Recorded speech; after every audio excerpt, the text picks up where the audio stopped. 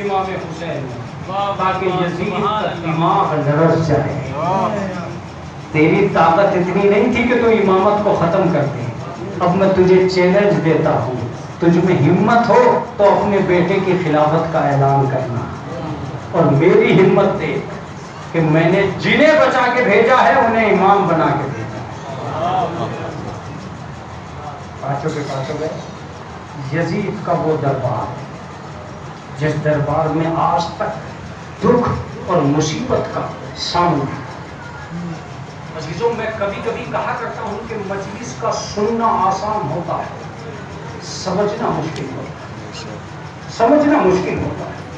خدا کی قسم, تم اگر گویا کرو تو سید سجاد پہ نظر رکھ کے ہو. ایک صحابی مولا کے پاس آتا ہے, کہتا ہے مولا شہادت تو آپ کی میراث ہے. کا شہادت تو میراث ہے, لیکن کیا ماں بہنوں کا ننگے سر ہوگا؟ یہ بھی میراث ہے.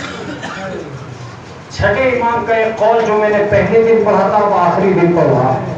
امام فرماتے ہیں کہ میرے جد پہ رونے والوں کبھی گھٹ گھٹ کے نہ روئے, اس لیے کہ ہمارے اجداد کو تڑپاتے کس کس مصیبت پہ آنسو بہایا جائے, کس کس مصیبت کو رویا جائے. یہ زمانہ جو چل رہا ہے یہ زمانہ ایک ایسی شہزادی سے متعلق ہے جسے سکینہ بنت الحسین کہا جاتا ہے. میں بہت زیادہ مصائب تو جناب سکینہ کے نہ پڑھ پاؤں گا, لیکن میں اتنا ضرور کہتا ہوں کہ ایک دن جناب سکینہ نے جناب سید سجاد سے پوچھا کہ بھائی